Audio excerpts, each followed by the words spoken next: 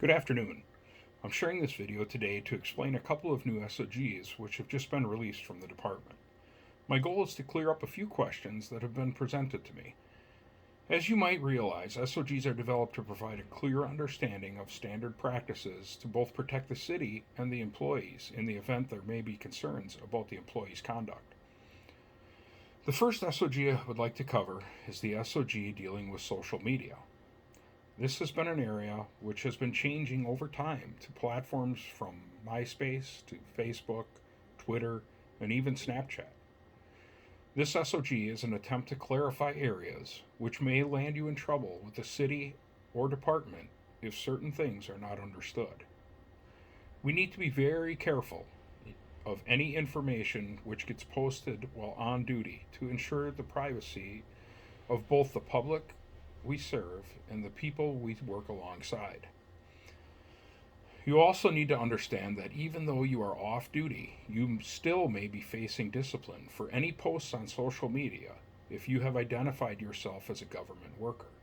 For example, in 2020, 3 firefighters in Mobile, Alabama were disciplined for posts they made on a social media platform involving opinions of the Black Lives Matter movement. The discipline ranged from unpaid leave to termination. Before you post any position or events, please make sure to ask yourself whether your post was appropriate or will someone take offense to the subject. If the answer is yes, or even, I don't know, just stay away from the post. The second item I'd like to cover today involves the use of Family Medical Leave Act, otherwise known as FMLA. FMLA is something that an employee may be required to take while on leave for medical issues. The law was created to give an employee protection of the job in case of a medical event. The SOG is a simple guideline you can refer to for navigating through the process of utilizing your FMLA rights.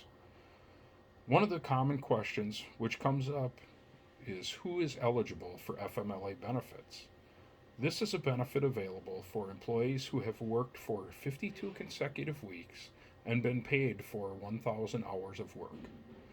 The next question will usually be something to the effect of, how much time off am I allowed? And do I get paid?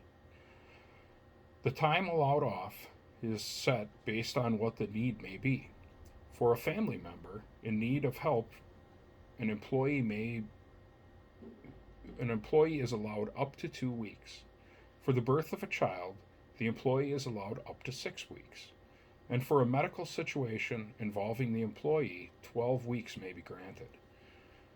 Employees must use accrued benefits such as sick leave or vacation to be paid while off on FMLA. Once an employee runs out of FMLA, the employer may grant additional time off using accruals or a leave of absence.